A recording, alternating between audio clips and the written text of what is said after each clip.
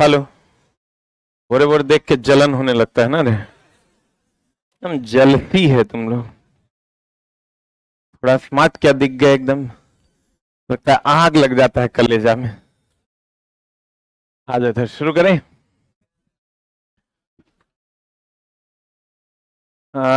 Circular motion, वृत्तीय गति।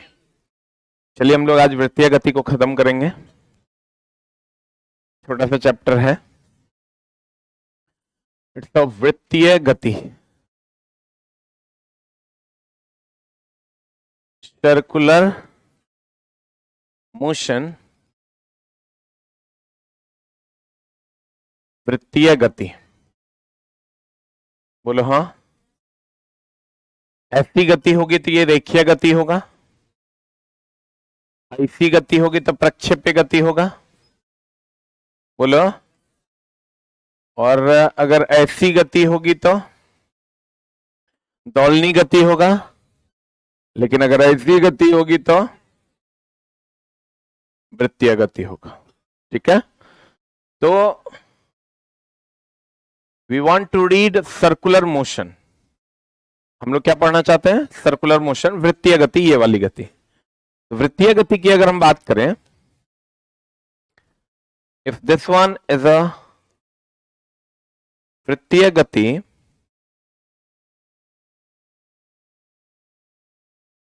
अगर ये वृत्तीय गति है और ये m द्रव्यमान का कोई पिंड है, ये m द्रव्यमान का कोई पिंड है और ये ऐसे ऐसे घूम रहा है ना। m द्रव्यमान का ये पिंड है और ये ऐसे ऐसे घूम रहा है। अब ध्यान देना,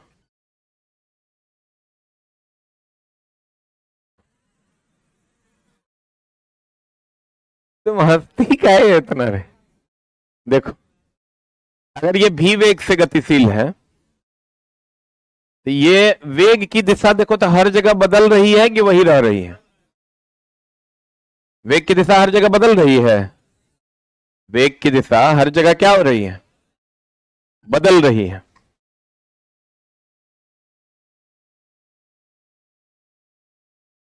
हर जगह वेग की दिशा क्या हो रही है?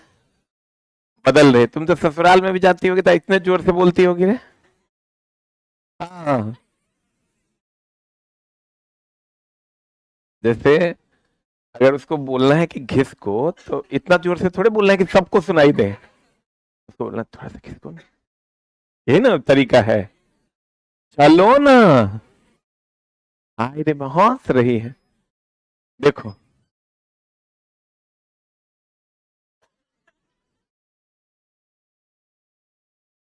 फिर मेरा गुस्सा देख लेगी, मामला गड़बड़ा जाएगा। हमारा अपने 300/76 रहता है। अगर वेग की दिशा हर बिंदु पर बदल रही है या नहीं बदल रही है? अब हमको ये बताओ, चाल सदिश है कि अदिश है? चाल अदिश है, क्योंकि चाल में केवल परिमाण होता है। वेग सदिश है क्योंकि इसमें दिशा भी होता है और परिमाण भी होता है। अलग अलग बिंदु पर वेग की दिशा अलग अलग है कि सेम है? अलग अलग है ना। अलग अलग बिंदु पर वेग की दिशा अलग अलग। तो चाल एक अदिश राशि है, इसमें केवल परिमाण है, लेकिन वेग में तो दिशा है ना। बताइए, दिशा अगर बदल जाएगा तो दिशा बदल जाएगा। मेरे में 2 हाथ 2 पैर हैं। मेरा हाथ अगर कट जाए तो मेरा अंग कटा कि नहीं कटा? तो अगर दिशा हाथ है और परिमाण पैर है, दिशा बदल रहा है, तो ये बदलेगा कि नहीं बदलेगा? अब वेग में परिवर्तन की दर को क्या कहते हैं? तो जब वेग में परिवर्तन होगा तो एक त्वरण उत्पन्न होगा। बोलो। अब बल बराबर क्या होता है? द्रव्यमान गुना। तो जब वेग में परिवर्तन होगा तो त्वरण उत्पन्न होगा, तो त्वरण उत्पन्न होगा तो एक बल भी न लगेगा। देखो, अलग अलग बिंदु पर दिशा अलग अलग, दिशा बदलने के कारण वेग बदलेगा, वेग में परिवर्तन होने के कारण त्वरण उत्पन्न होगा, त्वरण उत्पन्न होने के कारण बल लगेगा। तो इस त्वरण का नाम जो है, इस त्वरण को हम लोग नॉर्मली कहते हैं अभिकेंद्र त्वरण। वृत्तीय गति का देखो, पृथ्वी का त्वरण होगा तो गुरुत्वीय त्वरण, वृत्तीय गति का त्वरण होगा तो अभिकेंद्र त्वरण, और इस बल को हम लोग कहते हैं अभिकेंद्र बल। कौन बल कहते हैं? ये बल जो है ये कौन बल है? अभिकेंद्र बल। और ये जो त्वरण है वो कौन त्वरण है? अभिकेंद्र त्वरण। कौन त्वरण? इसका जो फॉर्मूला होता है अभिकेंद्र त्वरण का, एसी से डिनोट करते हैं, सेंट्रीपिटल एक्सेलरेशन और सेंट्रीपिटल फोर्स। एसी बराबर होता है वी स्क्वायर बटा आर, जहां भी जो है ये वेग है और आर जो है वो क्या है? त्रिज्या है। तो यहां एम से गुना कर देंगे इसका, तब बताओ बल अभिकेंद्र बल बराबर फॉर्मूला क्या हो जाएगा? एम, ये वी स्क्वायर बाय आर हो जाएगा, m v square by r हो जाएगा। अभिकेंद्र बल का जो फॉर्मूला होगा वो क्या होगा? M v square by r. देख लो फिर से, हमने कहा त्वरण अभिकेंद्र त्वरण यानी सेंट्रीपिटल एक्सेलरेशन का फॉर्मूला होता है वी स्क्वायर बाय आर। बोलो ना रे, अभिकेंद्र बल का फॉर्मूला होगा m v square by r. क्या होगा formula? M v square by r. ध्यान से देखना, m v square by r. यानी अगर हम अभिकेंद्र बल का फॉर्मूला की बात करें तो क्या हो जाएगा formula? M v square by r. भी जहां वस्तु का वेग है और आर क्या है? त्रिज्या, और एम क्या है? द्रव्यमान। क्लियर है? अगर कोई पिंड वृत्तीय पथ पर, राम झूला जो झूलते हो आप लोग, ये कौन पथ है? वृत्तीय पथ। अगर कोई पिंड, अभिकेंद्र बल और अभिकेंद्र त्वरण, अगर कोई पिंड एक समान चाल से वृत्तीय गति में चलता है तो परिमाण समान रहता है, लेकिन दिशा अलग अलग बिंदु पर अलग अलग ना, लेकिन दिशा बदलने के कारण वेग बदलता है, और वेग में परिवर्तन होने के कारण त्वरण उत्पन्न होता है जिसे अभिकेंद्र त्वरण, और इसके कारण एक बल लगता है जिसे अभिकेंद्र बल कहते हैं। देखो हर बिंदु पर वेग की दिशा अलग अलग है। आई जो अभिकेंद्र बल लगता है, वेग की दिशा तो ऐसी होती है, वेग की दिशा यही ना है, इसको कहते हैं स्पर्श रेखा। वह रेखा जो किसी वक्र को छू कर निकल जाए उसे स्पर्श रेखा या टेंजेंट कहते हैं। क्या कहते हैं उसे? अलग अलग बिंदु पर देखो दिशा अलग अलग है कि सेम है? हाँ, अलग अलग बिंदु पर दिशा क्या है दोस्त मेरे? अलग अलग। अलग अलग है कि सेम है? अलग अलग बिंदु पर दिशा अलग अलग है। तो दिशा में या वेग की दिशा किधर की ओर है? स्पर्श रेखा की ओर। वेग की दिशा किधर की ओर है? और अभिकेंद्र बल और अभिकेंद्र त्वरण की दिशा केंद्र की ओर होती है। नाम है अभिकेंद्र, मतलब किसकी ओर? केंद्र की ओर होती है। अभिकेंद्र बल का भी, अभिकेंद्र त्वरण का भी। लेकिन वेग की दिशा किधर की ओर है? स्पर्श रेखा की दिशा। किधर? स्पर्श रेखा किसको कहते हैं? वह रेखा जो किसी वक्र को छूता हुआ चला जाए। कहते हैं, क्या कहते हैं? अभिकेंद्र बल को केंद्राभिमुखी बल भी कहते हैं, या सेंट्रीपिटल फोर्स भी कहते हैं, या केंद्र की ओर मुख किया हुआ बल भी कहते हैं। नहीं कह सकते इसको। फिर कहता है एक समान वृत्तीय गति में चाल और गति। आप देखो, अगर एक समान वृत्तीय गति है तो हमको ही बताओ, ऊर्जा सदिश की अदिश, ऊर्जा क्या होगा? ऊर्जा अदिश राशि है। गतिज ऊर्जा एक अदिश राशि है, तो इसको दिशा से कोई मतलब है? चाल भी क्या है? अदिश राशि है। तो अदिश किसको कहते हैं? जिसमें दिशा ना हो। जो लेट से एडमिशन लिए एक्सेस मिल गया है, आप 2 चैप्टर मात्र पढ़ लीजिए, 4 वीडियो। एगो यूनिट एंड डायमेंशन पहला चैप्टर, एगो vector and scalar second chapter. ठीक है, तभी सदिश सदिश में दिक्कत नहीं होगा, केजी मीटर पर सेकंड स्क्वायर, इस सब में दिक्कत नहीं होगा। हमने कहा दोनों अदिश राशि है। यह चाल दिशा पर निर्भर करता है क्या? नहीं करता। तो दिशा के बदलने से भी ये बदलेगा क्या? बदलेगा क्या? अब हम अगर मान लो डोनाल्ड ट्रंप पर निर्भर नहीं करते हैं तो मरिए जाए, हमको क्या फर्क पड़ता है? वो 3 गो हो जाए उससे हमको क्या फर्क पड़ता है? आदरणीय डोनाल्ड ट्रंप जी अगर 1 से 2 हो जाए कि 1 का आधा हो जाए, हमको कोई फर्क पड़ता है? क्योंकि हम उन पर निर्भर नहीं करते। तो कहने का मतलब ये हुआ कि ऊर्जा और चाल कौन राशि है? अदिश राशि है। यह दिशा पर, दिशा के बदलने से इसको कोई मतलब नहीं। तो इसका मतलब चाल और गतिज ऊर्जा नहीं बदलता है वृत्तीय गति में, क्योंकि यह दिशा पर निर्भर नहीं करता। बाद बाकी सब क्या होता है? बदलता है। एक समान वृत्तीय गति में चाल और गति ऊर्जा नहीं बदलता, अर्थात अचर रहता है, लेकिन अन्य राशियां जैसे वेग, त्वरण, बल, संवेग इत्यादि बदल जाते हैं। देखो तो वेग की दिशा किधर की ओर है? स्पर्श रेखा की दिशा में है। त्वरण और बल की दिशा किधर की ओर है? केंद्र की ओर। देखो ये वेग की दिशा किधर है? स्पर्श रेखा की दिशा में है। बल की दिशा केंद्र की ओर है। भर दही सोनवा के सेट चाहिए, पटना में दूंगो। एगो 1 BHK, एगो 2 BHK ना है।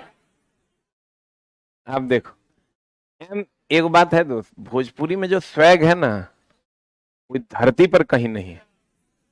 खाली लोग गंदगी ना फैलाए। हाँ कि ना? अच्छा ये गाना कितना सुंदर है, कहीं अश्लीलता है? एगो 1 BHK, एगो 2 BHK। ये कितना सुंदर गाना है। आई छोटा सब अटपट करने लगा। भोजपुरी ऐसा गाना है दोस्त मेरे, जैसे इंग्लिश म्यूजिक पे लोग पहले झूम जाता था, तुम भोजपुरी लगा दो, लोग अगर थिरकने न लगे तो फिर क्या कहना है। लेकिन उसको ये 2-4 को चोट्टा सब जो है ना। एम द्रव्यमान का कोई पिंड आर त्रिज्या के वृत्ताकार पथ पर भी वेग से अगर गतिशील है तो अभिकेंद्र त्वरण का फॉर्मूला क्या हो जाएगा? V² r। और अभिकेंद्र बल का फॉर्मूला क्या हो जाएगा? mv²/r। इस पर हम लोग अलग से चर्चा करेंगे। अभिकेंद्र बल का फॉर्मूला क्या हो जाएगा? mv²/, चूंकि द्रव्यमान गुना त्वरण, द्रव्यमान m हो गया, त्वरण हो गया V²/r। आई ओमेगा, इस पर भी हम लोग अलग से चर्चा कर लेंगे। अब बता, अभिकेंद्र बल और अभिकेंद्र त्वरण की दिशा किधर की ओर होती है? अभिकेंद्र बल और अभिकेंद्र त्वरण की दिशा किधर की ओर होती है? केंद्र की ओर। और लेकिन वेग की दिशा किधर होती है? स्पर्श रेखा की दिशा में होती है। वृत्ताकार पथ पर घूम रहे पत्थर की डोरी अगर टूट जाए, मान लो ये क्वेश्चन पूछा था कि ये वृत्ताकार पथ है, यहां पर घूम रहे पत्थर की डोरी, अगर ये डोरी अगर टूट जाए तो क्या होगा? तो वेग की दिशा में चली जाएगी वस्तु, यानी स्पर्श रेखा की दिशा में चली जाएगी। बोलो ना रे, अगर ये धागा टूट जाए तो वस्तु तो ऐसे ना गति कर जाएगी, स्पर्श रेखा की दिशा में गति कर जाएगा। कहता वृत्ताकार पथ पर घूम रहे पत्थर की डोरी टूट जाए तो सरल रेखीय स्पर्शी की अनुदिश गति करेगा। ये सरल रेखीय लेकिन स्पर्शी, स्पर्श करते हुए अनुदिश गति कर जाएगा। जैसे ये यहां पर अगर ये डोरी यहां से टूट जाता है तो ये पिंड ऐसे चला जाएगा। तो सरल रेखा हुआ कि नहीं? स्पर्श किया कि नहीं? तो सरल रेखीय स्पर्शी के अनुदिश गति करेगा। अगला,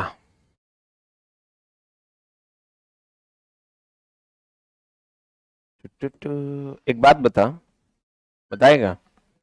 हम देखो क्या पढ़े, हमने कहा कि अगर वृत्तीय गति है, अगर कौन गति है? अगर वृत्तीय गति है तो किसी भी पिंड का जो वेग होगा, किसी भी पिंड का जो वेग होगा वो स्पर्श रेखा की दिशा में होगा, और किसी का जो त्वरण होगा वो केंद्र की ओर होगा। अब बल भी किधर की ओर होगा? केंद्र की ओर। तो ये जो अभिकेंद्र त्वरण है इसका फॉर्मूला हो गया V²/r, और अभिकेंद्र बल का फॉर्मूला हो गया mv²/r, क्योंकि द्रव्यमान गुना त्वरण हो जाएगा। द्रव्यमान m हो गया, त्वरण V²/r हो गया। बोलो, अभिकेंद्र त्वरण और अभिकेंद्र बल की दिशा केंद्र की ओर होगी, और वेग की दिशा किधर की ओर होगी? स्पर्श रेखा। और चाल और गतिज ऊर्जा अदिश राशि है, तो चाल और गतिज ऊर्जा जो है वो दिशा पर निर्भर। तो चाल और गतिज ऊर्जा पूरे वृत्तीय गति में कहीं बदलता नहीं है, लेकिन वेग की दिशा हर जगह अलग अलग होगा। यही तो पढ़े हम लोग। अब दोस्त मेरे एक और है कि अगर कोई पिंड है, कोई बॉल है, अगर m द्रव्यमान का, इस ये यहां से टूट जाता है, तो टूट जाएगा तो इसकी दिशा किधर की ओर होगी? स्पर्श रेखा की दिशा किधर की ओर होगी? ये जो थोड़ा दोस्त हम पढ़ा रहे हैं, इसके बाद तुम BPSC तक के लिए जो है जिंदगी में कभी थोड़ा साइंस नहीं पढ़ना पड़ेगा। कंडीशन अप्लाई की तू रेगुलर है कि नहीं है, इससे ज्यादा थोड़ा साइंस कोई पढ़ाएगा नहीं, क्योंकि है ये नहीं, उपलब्ध नहीं है, तुम साफे ने। अब देखो कहता है किसी वस्तु के वृत्तीय गति में घूमने के लिए अभिकेंद्र बल की आवश्यकता होती है। किसकी आवश्यकता होती है? सही बात है, एकदम आवश्यकता है। अगर हम ये पिंड लेके घुमा रहे हैं, मान लो ये पिंड है और इसको लेके हम घुमा रहे हैं, घुमा रहे हैं ना, हम इसको अगर अंदर की ओर खींच के रखेंगे तभी घूमेगा, और नहीं खींच के रखेंगे तो घूमेगा? फिर किधर की ओर गति कर जाएगा? स्पर्श रेखा के अनुदिश। देखो ऐसे छूट जाएगा तो ऐसे गति कर जाएगा। बोलो ना रे, अगर ये पिंड हम ऐसे घुमा रहे हैं, बोलो ना रे, तो हमें अंदर की ओर इसको खींच के रखेंगे तभी घूमेगा कि नहीं बाहर की ओर छोड़ देंगे तब घूमेगा? ये जो अंदर की ओर लगने वाला बल है वही कौन बल है? कौन बल है? अभिकेंद्र बल। तो जहां जहां कोई भी पिंड वृत्तीय गति में है उसे अभिकेंद्र बल चाहिए। जहां जहां कोई भी पिंड वृत्तीय गति में है उसे कौन बल चाहिए? अभिकेंद्र बल चाहिए। तो ये अगर कोई पिंड है तो उसे अभिकेंद्र बल, जैसे मान लो सूर्य के चारों तरफ पृथ्वी चक्कर लगा रहा है, यहां अभिकेंद्र बल चाहिए कि नहीं चाहिए? यहां जो अभिकेंद्र बल होता है वो गुरुत्वाकर्षण बल के बराबर होता है, क्योंकि ग्रह नक्षत्र में तो गुरुत्वाकर्षण बल न लगता है। और अगर कोई नाभिक है जिसमें न्यूट्रॉन और प्रोटॉन है, इसके चारों तरफ इलेक्ट्रॉन चक्कर लगा रहा है, तो यहां जो अभिकेंद्र बल होगा वो विद्युतीय बल के बराबर होगा। किसके बराबर होगा? विद्युतीय बल के बराबर होगा। और क्योंकि इलेक्ट्रॉन पर माइनस चार्ज है, प्रोटॉन पर प्लस चार्ज, अब प्लस माइनस के बीच विद्युतीय बल ही ना लगेगा। और अगर कोई गाड़ी सड़क पर चक्कर लगा रही है, अगर कोई गाड़ी सड़क पर चक्कर लगा रही है, तो यहां जो अभिकेंद्र बल होगा वो घर्षण बल के बराबर होगा। कौन बल के बराबर होगा? घर्षण बल के बराबर होगा। अगर कोई धागे में पत्थर बांधकर अगर आप घुमा रहे हैं तो यहां जो अभिकेंद्र बल होगा वो धागे के तनन बल के बराबर होगा। क्योंकि सबको घूमने के लिए कौन बल चाहिए? अभिकेंद्र बल। कौन बल चाहिए? पढ़ाई का दूसरा नाम रिवीजन है। कोई कितनों कमजोर है पढ़ सकता है, तुम एकदम 0/सन्नाटा हो तुम पढ़ सकते हो। कंडीशन अप्लाई, बार बार पढ़ना होगा, एकदम आ जाएगा ये आपके पास। कहते हैं, अच्छा बताओ, धागा है तो गुरुत्वाकर्षण बल नहीं है ना होगा, तनन बल ना होगा। ग्रह है तो कौन बल होगा? गुरुत्वाकर्षण बल। इलेक्ट्रॉन प्रोटॉन है तो कौन बल होगा? विद्युतीय बल। गाड़ी है तो कौन बल होगा? यहाँ गुरुत्वाकर्षण बल होगा, विद्युतीय बल होगा, तनन बल होगा। गाड़ी चल रहा है तो घर्षण बल ना होगा। ग्रह है तो गुरुत्वाकर्षण बल, ग्रह है तो गुरुत्वाकर्षण बल, धागा है तो तनन बल, धागा है तो इलेक्ट्रॉन प्रोटॉन है तो विद्युतीय बल, गाड़ी है तो घर्षण बल। क्लियर? अगर किसी वस्तु को वृत्तीय पथ पर गति में घूमने के लिए कौन बल की आवश्यकता है? अभिकेंद्र बल। देख लो, ये धागा में बांधकर या रस्सी में बांधकर घुमा रहा है तो ये तनन बल जो होगा वही अभिकेंद्र बल के बराबर होगा। गाड़ी घूम रहा है तो इसका जो घर्षण बल होगा वही कौन बल होगा? अभिकेंद्र बल के बराबर होगा। अगर किसी धागे में पत्थर को बांधकर घुमाया जाता है तो आवश्यक अभिकेंद्र बल कहां से मिलेगा? तनन बल से। अगर इलेक्ट्रॉन नाभिक के चारों तरफ चक्कर लगाता है तो आवश्यक अभिकेंद्र बल कहां से मिलेगा? विद्युत आकर्षण बल से मिलता है। ये इलेक्ट्रॉन जो चक्कर लगा रहा है तो ये दोनों के बीच जो विद्युतीय आकर्षण बल लगेगा इसी के कारण ये चक्कर लगाता है। ये आदमी जो धागा में पत्थर बांधकर घुमाएगा तो ये जो तनन बल होगा वही अभिकेंद्र बल के बराबर हो।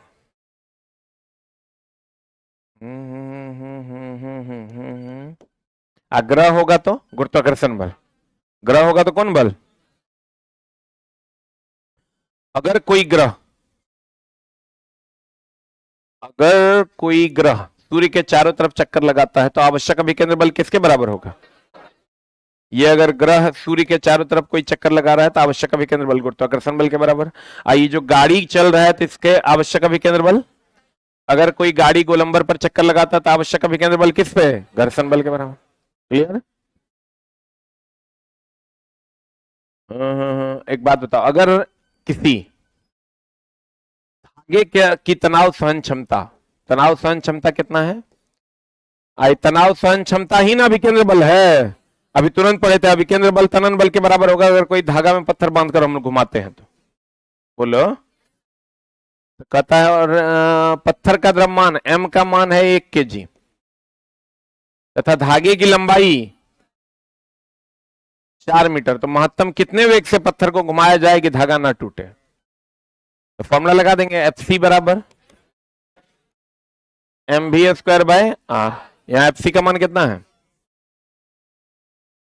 एम का मान 1, भी स्क्वायर, भी स्क्वायर कितना? 4 का स्क्वायर। हाँ हाँ हाँ, आर दिया हुआ है कितना? अच्छा, निकल जाएगा 100 चौका 400, ये 4 इधर आएगा 400, तो भी बराबर कितना? 20 मीटर पर सेकंड इज द आंसर। बोलो 20 मीटर पर सेकंड नहीं होगा? 100 चौका 400, ये स्क्वायर इस साइड आएगा, रूट नहीं हो जाएगा, तो कितना हो जाएगा? 20 मीटर पर सेकंड। बताओ, धागा अगर है तो अभिकेंद्र बल तनन बल के बराबर होगा? धागा अगर है तो अभिकेंद्र बल किसके बराबर? तनन बल के बराबर होगा। धागा अगर है तो अभिकेंद्र बल किसके बराबर होगा? ग्रह है तो, ग्रह है तो गुरुत्वाकर्षण बल के बराबर होता है। अब देखो, एक होता है जब एक समान चाल से चलता है तब, अगर कोई पिंड एक समान चाल से चल रहा है,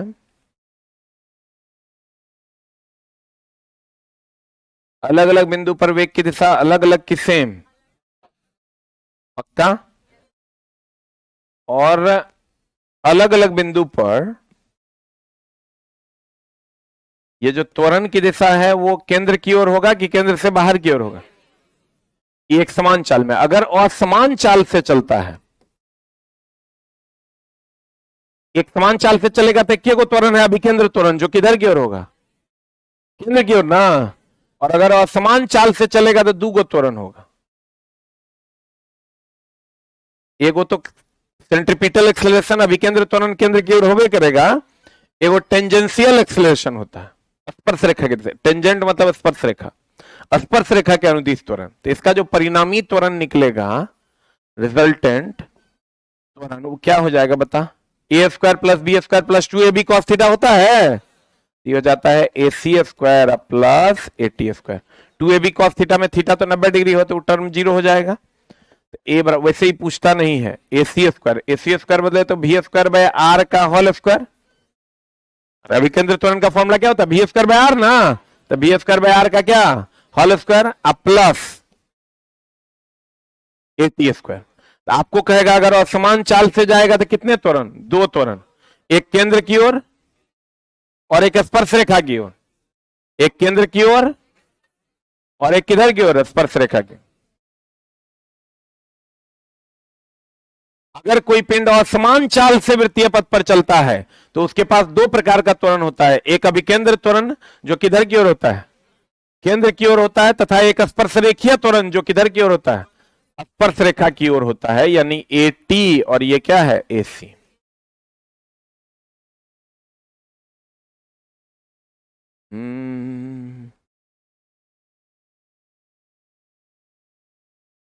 देखो इसका फॉर्मूला क्या होता है? AC square plus AT square plus 2AC AT cos 90, क्योंकि दोनों के बीच का कोण कितना डिग्री है? ये AC है, ये AT है। तो यहां से under root of AC square plus AT square, AC square को हम भी स्क्वायर बाय आर का होल स्क्वायर लिख सकते हैं, प्लस AT स्क्वायर। आर परिणामी त्वरण है, AC अभिकेंद्र त्वरण है, और AT क्या है? स्पर्श रेखीय त्वरण। बस अगर क्वेश्चन पूछेगा सबका वैल्यू दे देगा, put and get the result. वैसे ऐसा कोई क्वेश्चन पूछता नहीं है।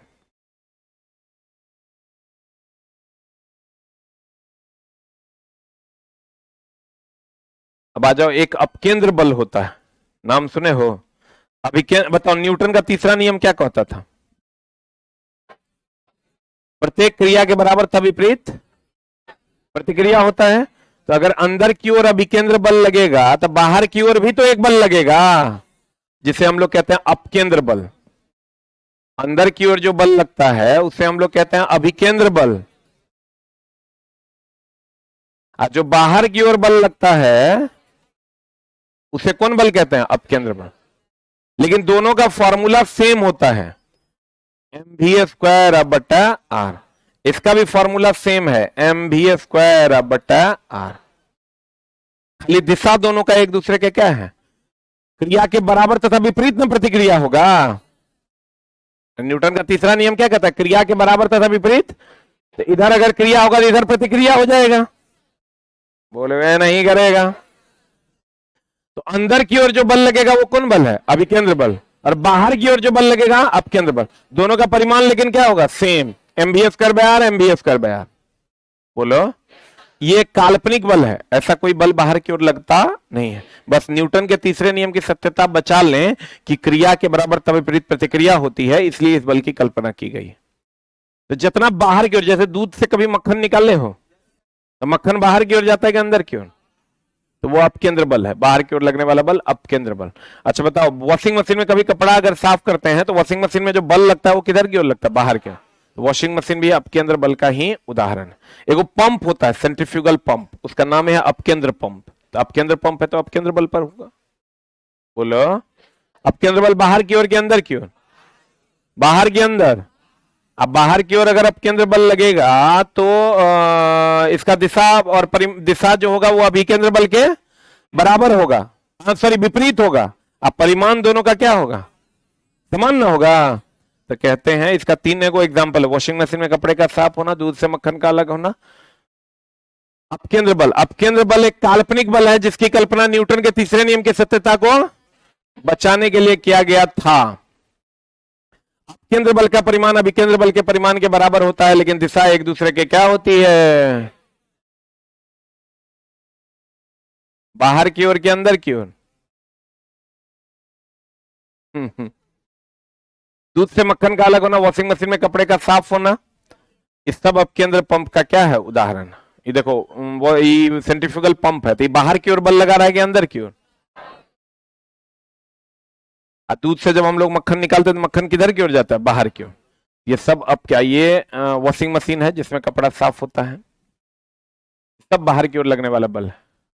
आई तो इस क्वेश्चन तो बना लोगे। देखो कुछ नहीं है, एक वस्तु असमान चाल से, जब ये असमान चाल से कहेगा तो त्वरण का फॉर्मूला क्या हो जाएगा? v²/r का होल स्क्वायर प्लस at² हो जाएगा। एक वस्तु असमान चाल से वृत्तीय पथ पर चल रही है 10 मीटर पर सेकंड के वेग से। 10 मीटर पर सेकंड मतलब 10 का स्क्वायर। अगर वृत्तीय पथ की त्रिज्या 2 हो तो 2 का होल स्क्वायर प्लस वेग की दिशा में त्वरण। तो वेग की दिशा में त्वरण मतलब वेग इधर है, इधरे का त्वरण कह रहा था, स्पर्शरेखीय त्वरण न हो गया। कितना है? इसको सॉल्व कर देंगे, आंसर नहीं आ जाएगा, बट ये पूछेगा नहीं। अगला अगला अगला, कोणीय संवेग। रेखीय संवेग हम लोग पढ़े थे। रेखीय संवेग की अगर हम बात करें तो रेखीय संवेग क्या होता है? ध्यान देना, एक होता है रेखीय संवेग, एक होता है दोस्त मेरे कोणीय संवेग। रेखीय संवेग रेखीय गति की मात्रा को बताता है। इसका फॉर्मूला होता है P बराबर m इंटू भी। कोणीय संवेग कोणीय गति की मात्रा को बताता है, इससे L से डिनोट करते हैं और ये होता है mvr। लेकिन ये अगर ये कोई पिंड है और ये भी वेग से गतिशील है, कौन वेग से गतिशील है? अगर ये धागे में बांधकर इस पिंड को, पत्थर को हम भी वेग से गतिशील है, इसका द्रव्यमान m है, इसकी त्रिज्या r है, तो कोणीय संवेग का फॉर्मूला होता है m भी और r। रेखीय संवेग रेखीय गति की मात्रा को बताएगा, कोणीय संवेग कोणीय गति की मात्रा को बताएगा। इसका यूनिट बताओ क्या हो जाएगा? L बराबर m का क्या हो जाएगा? kg, भी का मीटर पर सेकेंड इंटू मीटर। L बराबर हो जाएगा kg मीटर स्क्वायर पर सेकेंड। इसका बीमा क्या हो जाएगा? ml² t पर पावर -1। आई बताओ, द्रव्यमान गुना वेग गुना त्रिज्या है, तो वेग तो सदिश राशि है, तो वेग सदिश राशि है, तो ये भी कौन राशि होगा? कौन राशि होगा? सदिश राशि। कोणीय संवेग कोणीय गति की मात्रा को बताता है, रेखीय संवेग रेखीय गति की मात्रा को बताता है। इसका फॉर्मूला क्या होता है? m भी r। m क्या है? द्रव्यमान, v क्या है? वेग, r क्या है? त्रिज्या। m का हो गया kg, वेग का हो गया मीटर पर सेकंड, त्रिज्या का हो गया मीटर, ये हो गया kg मीटर स्क्वायर पर सेकंड। ml² t पर पावर -1। ये कौन राशि है? कौन राशि है? देखो, कोणीय संवेग कोणीय संवेग कोणीय गति की मात्रा को बताता है। इसका फॉर्मूला होता है द्रव्यमान गुना वेग गुना त्रिज्या। द्रव्यमान गुना वेग गुना क्या, त्रिज्या, यानी L बराबर होता है mv/r। आई वेग सदिश भी सदिश हो जाएगा। कहते हैं L का SI मात्रा क्या हो जाएगा, द्रव्यमान का kg, वेग का मीटर पर सेकेंड, त्रिज्या का मीटर ना, ये हो जाएगा ml² T⁻⁻⁻1। ये कौन राशि है, सदिश राशि है। कोणीय संवेग संरक्षण का सिद्धांत क्या कहता है, ये कहता है L बराबर फॉर्मूला अभी क्या बोले mv/r। ये मान लीजिए 400 है, ये 100 है, ये 1 है और ये 4 है, तो 400 हुआ। अगर द्रव्यमान को हम स्थिर रखते हैं, इसको 2100 रखते हैं, इसको 4 कर देंगे तो इसको 1 करना होगा तब नहीं 400 होगा। तो आप देखिए एक कोई अस्थिर रहेगा, यानी द्रव्यमान अगर अस्थिर है तो वेग का मान बढ़ेगा तो त्रिज्या का मान घटेगा। अब वेग का मान अगर घटेगा तो त्रिज्या का मान क्या होगा, बढ़ेगा। कोई एक, तीनों में से कोई एक कांस्टेंट रहेगा, एक घटेगा, एक बढ़ेगा तो दूसरा घटेगा, या एक घटेगा तो दूसरा बढ़ेगा। अब एक एग्जांपल देखो क्या है। अगर ये कोई डिस्क है, इस पर एक मच्छर आकर बैठ गया, ये डिस्क घूम रहा है, इस पर मच्छर आकर बैठ गया, तो इसका द्रव्यमान बढ़ा कि घटा, इसकी त्रिज्या तो अपरिवर्तित रही। डिस्क जितना बड़ा है उतने बड़ा रहेगा, तो त्रिज्या कांस्टेंट रहा, द्रव्यमान बढ़ा तो वेग घट जाएगा। हम बोले एक बढ़ेगा तो दूसरा घटेगा और तीसरा कांस्टेंट रहेगा। यहां कांस्टेंट कौन है, त्रिज्या। द्रव्यमान क्या हो रहा है, बढ़ रहा है, वेग का मान क्या हो रहा है, घट रहा है। बैठ गया तो द्रव्यमान बढ़ेगा, उड़ गया तो द्रव्यमान घटेगा, द्रव्यमान घटेगा तो वेग बढ़ेगा। Very good. अगर मान लो कोई लड़का धागे में पत्थर बांधकर घुमा रहा है, तो जो जो धागा उंगली पर लिपटते जाएगा त्रिज्या कम होते जाएगा कि बढ़ते जाएगा, तो त्रिज्या कम होगा तो वेग बढ़ेगा। अब पत्थर का द्रव्यमान तो कांस्टेंट रहेगा। एक लड़की बाहें फैलाकर ऐसे घूम रही है किसी घूमने वाले टेबल पर, और जैसे जैसे वो अपनी बाहों को सिकोड़ लेती है तो त्रिज्या कम की ज्यादा, द्रव्यमान तो कांस्टेंट है, 60 किलो की है तो 60 किलो की रहेगी, तो त्रिज्या कम तो वेग ज्यादा। उल्टा होने पर उल्टा होगा। अगर लड़की धीरे धीरे अपनी बाहों को फैला लेती है, त्रिज्या ज्यादा होगा तो वेग कम हो जाएगा। सूर्य जो घूमता है दीर्घवृत्ताकार पथ पर, तो यहां पर त्रिज्या कम और यहां पर त्रिज्या, जहां त्रिज्या कम होगा वहां वेग ज्यादा, और जहां त्रिज्या ज्यादा होगा वहां वेग कम। द्रव्यमान तो इसमें कांस्टेंट रहेगा। बोलो, कहते हैं कोणीय संवेग संरक्षण का सिद्धांत। इस सिद्धांत के अनुसार अगर किसी वस्तु पर कोई बाह्य बल आघूर्ण, वृत्तीय गति में तो बल लगेगा कि बल आघूर्ण लगेगा, बल आघूर्ण वह भौतिक राशि है जो किसी वस्तु को वृत्तीय गति में ला देता है। बाह्य बल आघूर्ण आरोपित ना हो तो उस वस्तु का कुल कोणीय संवेग क्या रहेगा, संरक्षित रहेगा, अर्थात mv/r बराबर क्या होगा, नियतांक। अगर किसी पत्थर को धागे में बांधकर घुमाया जाता है, जो जो धागा उंगली पर लिपटेगा, तो त्रिज्या कम होने के कारण वेग क्या हो जाएगा, बढ़ेगा। त्रिज्या कम होने के कारण वेग बढ़ेगा। और अगर धागा धीरे धीरे खुल जाता है तो त्रिज्या ज्यादा होने के कारण वेग कम हो जाए। कहते हैं और उल्टा होने पर उल्टा होगा। अगर किसी घूमते हुए टेबल पर कोई लड़की अपनी बाहों को फैलाकर घूम रही है, ये बाहों को फैलाकर घूम रही है, धीरे धीरे अपनी बाहों को सिकोड़ लेती है, तो त्रिज्या कम होने के कारण वेग अधिक होगा। और उल्टा होने पर अगर ये सिकोड़े हुए ऐसे फैला देगी, त्रिज्या ज्यादा हो जाएगा, वेग कम हो जाएगा। एक कोई राशि होगा जो घटेगा तो दूसरा क्या होगा, बढ़ेगा।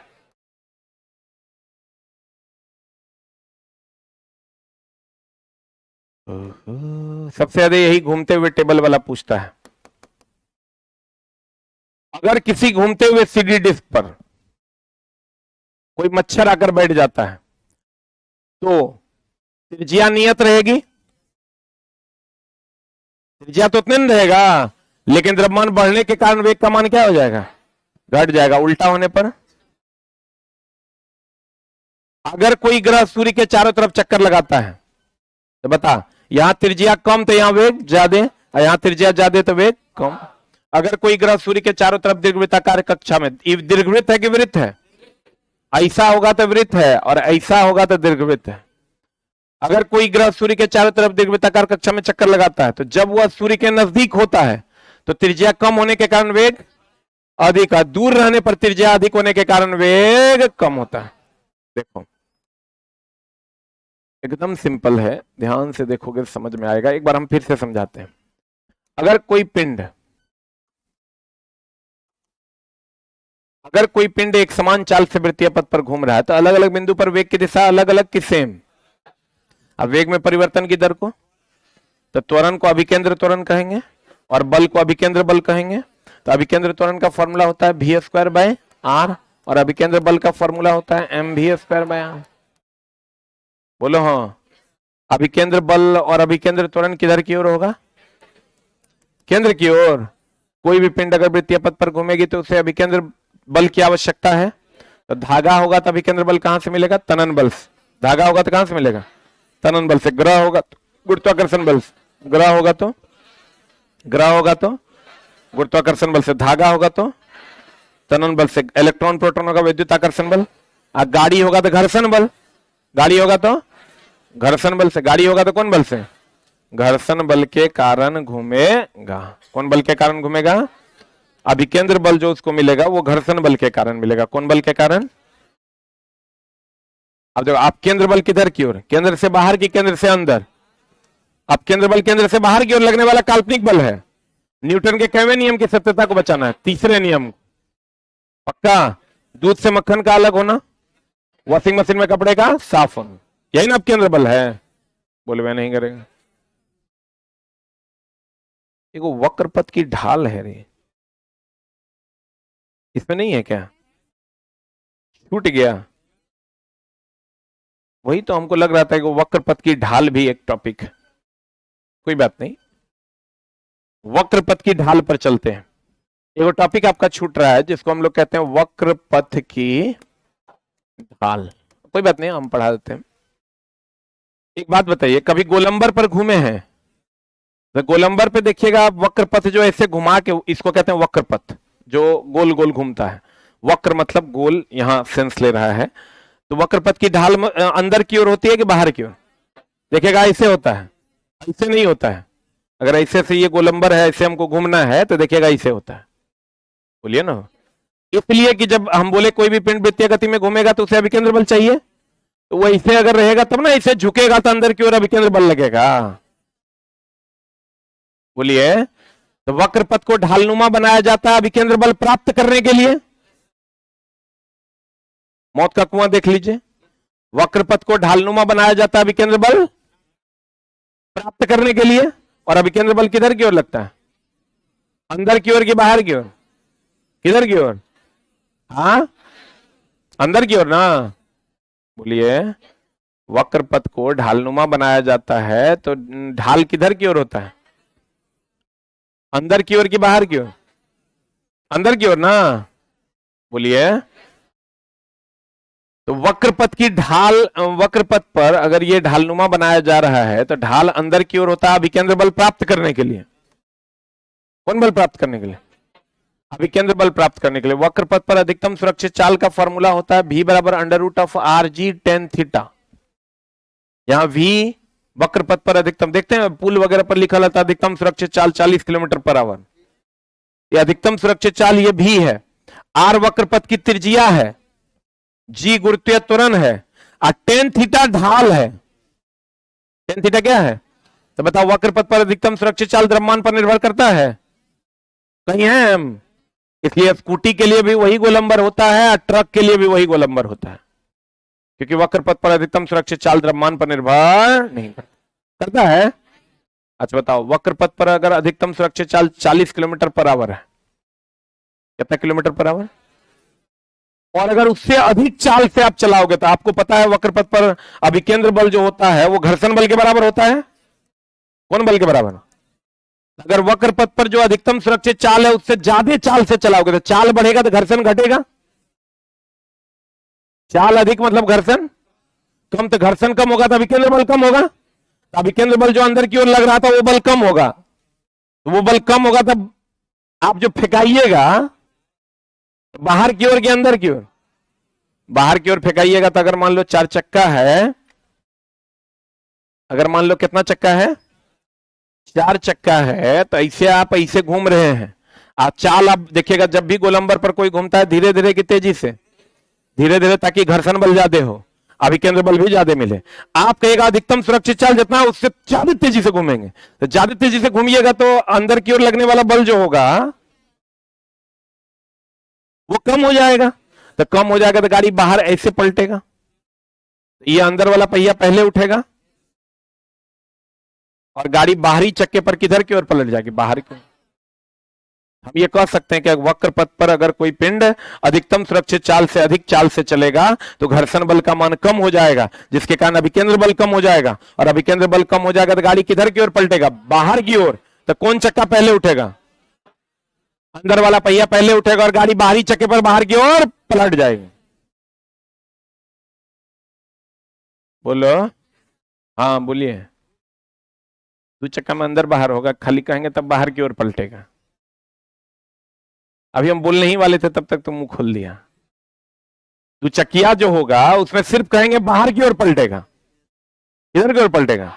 अगर चरचकिया होगा तब ना कहेंगे अंदर वाला पहले उठेगा और गाड़ी बाहरी चक्के पर बाहर की ओर पलट जाए। बोलिए, फिर से देख लो। वक्र पथ पर अगर कोई पिंड घूम रहा है तो वक्र पथ को ढालनुमा इसलिए बनाया जाता है ताकि अभिकेंद्र बल मिल सके। बोलो, अगर वक्र पथ को ढालनुमा बनाया जाता है ताकि अभिकेंद्र बल मिल सके तो वक्र पथ पर अधिकतम सुरक्षित चाल v बराबर under root r g tan theta होता है, जो द्रव्यमान पर निर्भर करता है। इसीलिए देखना मौत का कुआं में मोटरसाइकिलों वह रास्ते पर चल देता है जिस रास्ते पर कार चलता है, क्योंकि द्रव्यमान पर निर्भर नहीं करता। और हमने कहा वक्र पथ पर अधिकतम अभिकेंद्र बल जो है वो घर्षण बल पर निर्भर करता है। तो अगर अधिकतम सुरक्षित चाल से अधिक चाल, ज्यादा स्पीड में चलेगा, घर्षण कम होगा, घर्षण कम होगा, अभिकेंद्र बल कम होगा, अभिकेंद्र बल कम होगा तो गाड़ी बाहर की ओर पलटेगा। तो बाहर की ओर पलटेगा तो कौन सा पहिया पहले उठेगा, अंदर वाला, और किधर की ओर पलटेगा, बाहर की ओर। क्लियर है? तो बता, वेग की दिशा किधर की ओर, स्पर्श रेखा की दिशा में। आप बल और त्वरण की दिशा, अगर कोई पिंड घूम रहा है वृत्तीय पथ पर तो वो जो चक्कर लगा रहा है मान लो वृत्तीय पथ पर, तो धागा अगर टूट जाएगा तो किधर की ओर जाएगा, स्पर्श रेखा की दिशा में जाएगा, किधर की ओर। और अपकेंद्र बल बाहर की ओर लगने वाला बल है जिसका परिमाण अभिकेंद्र बल के परिमाण के बराबर, लेकिन दिशा क्या होती है, विपरीत। न्यूट्रल, ये काल्पनिक बल है अपकेंद्र बल की वास्तविक बल है, बाहर की ओर की अंदर की ओर। वॉशिंग मशीन में कपड़े का साफ होना, दूध से मक्खन का अलग होना, यही ना है। अब बताओ, अगर कोई डिस्क घूम रहा है उस पर मच्छर आकर बैठ जाएगा तो उसका द्रव्यमान बढ़ेगा, द्रव्यमान बढ़ेगा तो वेग क्या होगा, घटेगा ना। अगर कोई लड़की बाहें फैलाकर घूम रही है और धीरे धीरे अपनी बाहों को सिकोड़ लेती है तो त्रिज्या कम, त्रिज्या कम तो वेग ज्यादा। बोलो, त्रिज्या कम तो वेग ज्यादा। क्लियर? रेखीय संवेग संरक्षण का, रेखीय संवेग रेखीय गति की मात्रा, कोणीय संवेग कोणीय गति की मात्रा। और रेखीय गति में लाने के लिए बल, कोणीय गति में लाने के लिए बलाघूर्ण ना। अरे कल पढ़ाए थे यार, बलाघूर्ण वह भौतिक राशि है जो किसी वस्तु को कौन गति में लाता है, घूर्णन गति में। अब बल वह भौतिक राशि है जो किसी वस्तु को रेखीय गति में लाता है। बोलो, बताओ, वक्र पथ पर जब कोई पिंड चल रहा होता है तो अलग अलग बिंदु पर उसकी दिशा अलग अलग होती है कि सेम होती है, अलग अलग बिंदु पर उसकी दिशा अलग अलग होती है। क्लियर? अभिकेंद्र त्वरण की दिशा किधर की ओर, अभिकेंद्र बल की दिशा केंद्र की ओर। सही है? अगर कोई पिंड वृत्तीय पथ पर घूम रहा है तो बताओ, अगर कोई ग्रह सूर्य के चारों तरफ घूम रहा है तो इसे अभिकेंद्र बल कहां से मिलेगा, गुरुत्वाकर्षण बल से।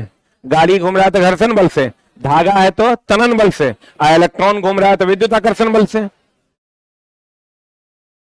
वक्र पथ पर अधिकतम सुरक्षित चाल द्रव्यमान पर निर्भर। बी बराबर फॉर्मूला क्या होता है, under root of r g tan theta. Clear? वक्र पथ पर अधिकतम सुरक्षित चाल द्रव्यमान पर निर्भर नहीं करती। Clear? That's the ending of your chapter. और यहां से आप क्वेश्चंस बनाना शुरू कर दीजिए। क्वेश्चन का बारकोड है ना, बनाना शुरू कीजिए। ये लड़की को देखो, आरबीडी का ये 5 साल पहले जो मेरा एडिशन आया था वही रख ले। कोई भैया दिए हैं कार्य, भैया दिए हैं ना, एकदम कोई भैया दिया हूं।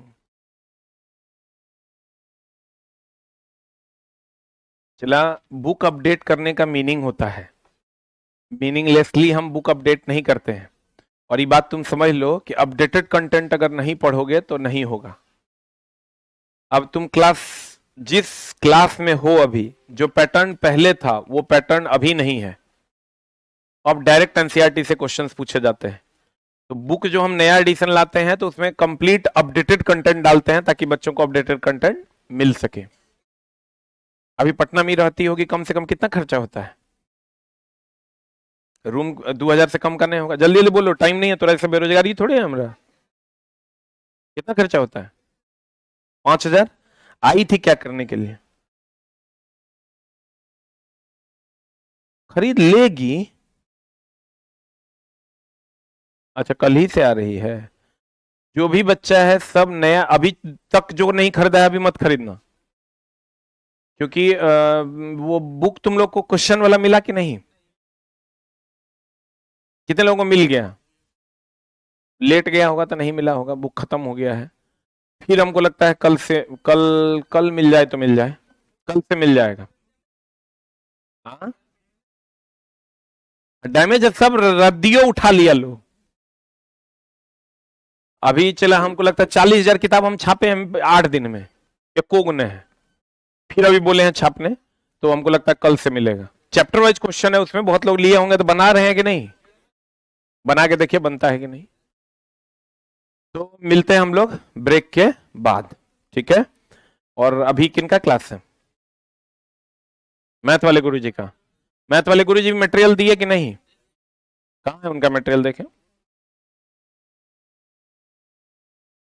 बड़ा मेहनत करते हैं वो भी बेचारे।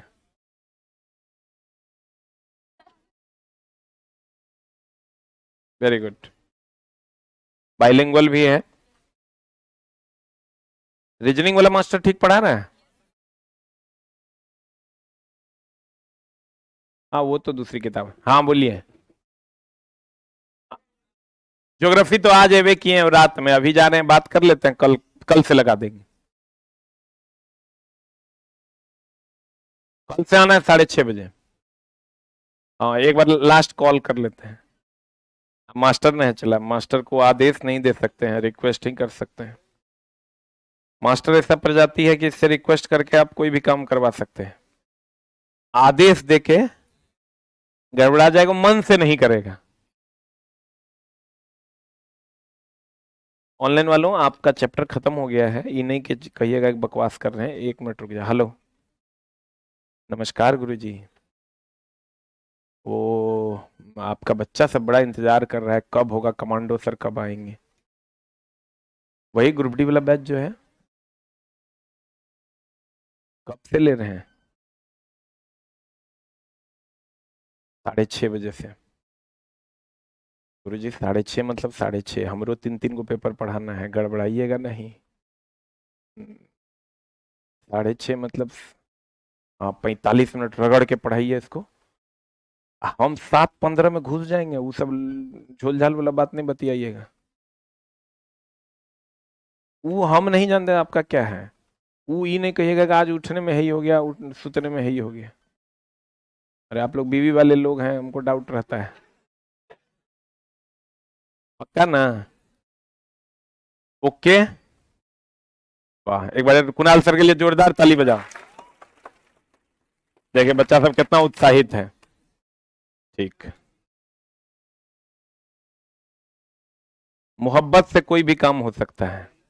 अभी एक आदमी मेरा 2.5 लाख रुपया ले लिया था, देवे नहीं करता था, नहीं देता था, तो हम भी उससे मांगते नहीं थे, कभी नहीं मांगते थे। क्या करते थे ना, कभी कभार उनको हाय हेलो कर लेते थे, और कभी कभार फंक्शन रहता तो इनवाइट करके खाना भी खिला देते थे। उसको इतना लाज लगा कि बेचारा 1.5 साल के बाद उस दिन मेरा पैसा पहुंचा दिया। ये हमेशा ध्यान रखना, मोहब्बत से कुछ भी हो सकता है, लड़ाई से कुछ नहीं होगा। अगर आपका भाई आपको कहता कि नहीं मेरा हिस्सा यहां से है, उसको बोले कोई बात नहीं, तुम ले लो यहीं से, अगर तुमको उचित लगता है तो ले लो, कोई बात नहीं, हम यहां से ले लेंगे। वो अपने कहेगा नहीं भैया तनी यहां से कर देते हैं, करके देखना तुम। अब तू अगर कहो ना, फिर से ना पिए होगा, 15 बेर ना पिए होगा, समझा? ये बात नहीं, वो कहे यहां से होगा तो ओके यहीं से होगा, हम यहीं से कर देते हैं, ठीक है कोई बात नहीं, खत्म। अब बीवी को आके बताओ कि 1 इंची छोड़ेंगे ओकरा, 1 इंची वगैरह छोड़ेंगे तो लगता है इन्हें ने एकदम नहीं छोड़ना है। अब वहां वो कहे यहां से तो तुम यहां हट जाओ, भाई है ना अरे। लेकिन लोग आजकल कर क्या रहा है, वहां भाई से लड़ेगा, यहां बीवी को आके वही बात बताएगा, यहां भी युद्ध जारी है। अब कॉम्प्रोमाइज भी तुम नहीं कर सकता इस युद्ध में, कॉम्प्रोमाइज मतलब तुम्हारी हार नहीं, बीवी की हार। इसलिए ओकरा की कहना है, ओकरा कहना 3 इंची दाब के लेंगे, वर्ण है हम, ये जनहित में जारी है। कितने लोगों का घर हम बचा रहे हैं ये बात बोल के। आज की कार्रवाई दोस्त मेरे यहीं तक है। कल से ग्रुप डी वाले 6:30 जिसका बुक नहीं आया है पहुंच जाएगा, बर्दाश्त करो, बुक आउट ऑफ स्टॉक है। 6:30 में नहीं, 6:15 तक आप लोग चलाइएगा। आप खूब धूप उग जाता है 6:15, मतलब पूरा फ्रेश हो जाता है, कोई प्रॉब्लम नहीं है। खाली एक चीज का ध्यान रखिएगा, कोशिश कीजिएगा कि मोबाइल को ठीक से लेके आए। वैसे 6:15 तो पूरा धूप हो जाता है, लेकिन एक आध गो लुच्चा लंपट सब रहता है मोबाइल छीनने वाला, गड़बड़ा न दे, ठीक ना। आज टेंशन नहीं ले, मोबाइल छीन लेगा तो हम नया खरीद के देंगे। अगर वो कोई मांग ले कि मोबाइल दे दो तो है, अगर कोई के मोबाइल दे दो तो दे देना है, अगर चाकू छुरा रहे दे देना है। चल ना, हम तो नया फिर यहां खरीद देंगे। कितना सिंपल है। कमजोर नहीं रहता है, वो चकुआन रहता है, मामला गड़बड़ा देता है। अच्छा कोई बात नहीं, वो लोग हमसे से कोई छीन ले तो हम बड़ा खुश होते हैं, मेरा तुम कुछ चुरा लो, आई एम वेरी हैप्पी। अब बोलो काहे, साला किसी के तो काम आएगा, मेरे तो किसी काम का ही नहीं है। जैसे चला, अगर हमसे कोई मोबाइल मेरा छीनने आ रहा है, मतलब उसको दिक्कत है, तो मेरा लेके जाएगा। हमको साफे दिक्कत नहीं, हम तो तेसर थर्ड से ले लेंगे। काम कितना पुण्य का हो रहा है इससे देखो। हम तो उसकी मदद ही कर रहे हैं, हमको साफे दिक्कत नहीं है, हम फिर दोसर ले लेंगे, 1 मिनट नहीं सोचेंगे, खट से बोलेंगे बाबू दोसर ले आओ। इतना फुर्सतों नहीं है कि हमारा छीन लिया हम सोचे। हम तो भगवान से मनाते रहते हैं कि कहीं मेरा पैसा हरा जाए। मेरा पैसा हराता है ना, उस दिन बहुत खुश होते हैं, यार आज तो किसी के काम आ गया कम से कम। तुमको ये लगेगा मजाक, लेकिन अगर इधर होगा तब ना इधर आ रहा है रे, इधर नहीं होता तो इधर कैसे आता। आज तक तो रही बात कोई ने बोला होगा जीवन में, मेरा कुछ भी हरा जाता है, हम आई एम वेरी हैप्पी। मेरे कारण किसी को लॉस हो जाएगा, वो हमारे लिए बहुत कष्टकारी है। एगो हिसाब लिख रहा था एगो बच्चा, 20 लाख रुपया का पब्लिकेशन का हिसाब इधर से उधर था, हमको पता नहीं चल रहा था, अपना बच्चा था उससे भी मिस हो गया, हम काट दिए, इसे लिख दिए पेड। हमको सब कोई फर्क नहीं पड़ता है, लेकिन कंडीशन क्या है तो यही समझो, खुशी हर आदमी की अलग अलग होती है। जैसे हमको खुशी मिलती है तुम्हारा चेहरा देख के, इसको कुछ हो जाएगा, कोई भीड़ मेरा कम हो जाएगा, मेरे बच्चे कम हो जाएंगे, हम जो सर्विस के लिए बुलाए वो तुमको दे नहीं पाएंगे, ये हमको बड़ा कष्ट देता है। भोरे भोर उठ के कोई आने के लिए तैयार नहीं था मास्टरवा, मैथ वाला को बोले तू बेचारा अपने 11, 11:30, 11:45 बजे जाता है घर, तब कंटेंट पे काम करता है। मैथ ऐसा सब्जेक्ट है कि वो कंटेंट पे अगर रेगुलर काम नहीं करेगा तो क्वेश्चन ही नहीं लड़ेगा। रीजनिंग वाले गुरुजी का डेरा बहुत दूर है, तो हम ही बीड़ा उठाए कि हम ही भोरे भोर आ जाएंगे, जबकि 7 बजे तोरे इकलौता बैच है पिछले 5 साल में कि हम ही बैच 7 बजे गए हैं। एकदम हिम्मत करना है, हो जाएगा। तू कमजोर नहीं है, बस तू करना नहीं चाह रहा है, तू आज से करो, 15 दिन के अंदर सब सीख जाओ। मात्र 15 दिन चाहिए दोस्त मेरे सीखने के लिए। 15 दिन के बाद जो तुम्हारा बैच में तेज होगा ना, ओकरा तेज तू हो जाएगा। खाली 15 दिन तुम अपना रूम लगाओ, cut cut cut cut revision, और कुछ नहीं करना है। क्या करना है, कोर्सो दे दिए आपको, जैसे गाना सुनते हो वैसे कोर्स लगाओ, फट फट फट फट रिवीजन करो। और तुम इतना जान लो दोस्त मेरे, एसके सामान्य विज्ञान से विज्ञान बाहर नहीं जाएगा, मैथ वाले सर से मैथ बाहर नहीं जाएगा, रीजनिंग वाले सर से रीजनिंग। जी हाँ, तुम मेरे टीचर से पढ़ रहा होगा तो तेरी हिम्मत नहीं है मेरे टीचर की कंप्लेन करने की, तेरे में इतना औकात नहीं है कि तुम मेरे टीचर का कंप्लेन कर दो। उस लेवल का टीचर दिए हैं तुमको, चाहे वो मैथ हो, रीजनिंग हो या जीके जीएस, ठीक ना। और साइंस तो दोस्त हम अपने खड़े हैं, एकदम टेंशन नहीं ला, थोड़ा तीनों पेपर हम ही पढ़ाएंगे, फिजिक्स भी केमिस्ट्री भी। आई पहला बैच होगा मेरे कैरियर का जिसमें हम बायोलॉजी अच्छे हैं कि पढ़ा देंगे, ठीक है ना। Thank you very much. अच्छे से पढ़िए, चला जी, हो जाएगा, आप विश्वास कीजिए हो जाएगा। पटना से कोई खाली हाथ लौट के नहीं गया, इतिहास है इसका, तब ना लोग इतना आता है। ऑनलाइन वालों अगर आप रेगुलर स्टडी करते हैं तो आपको भी कभी दिक्कत नहीं होगा, खाली मन लगा के आप पढ़िए। अब पढ़ना कुछ नहीं है, पढ़ले को पढ़ना है, रिवीजन करना है। अच्छा, आज वाला क्लास अगर आप रिवीजन करने बैठिएगा तो 5 से 7 मिनट नहीं लगेगा। क्वेश्चन वही पूछता है, बताओ दूध से मक्खन निकलना कौन बल। आप किताबा लिए होंगे तो देखिएगा, वृत्तीय गति का क्वेश्चन पूछा है तो बनता है कि नहीं बनता। वृत्तीय गति से वैसे इस बार क्वेश्चन नहीं पूछा है, पिछले बार पूछा था। Thank you very much.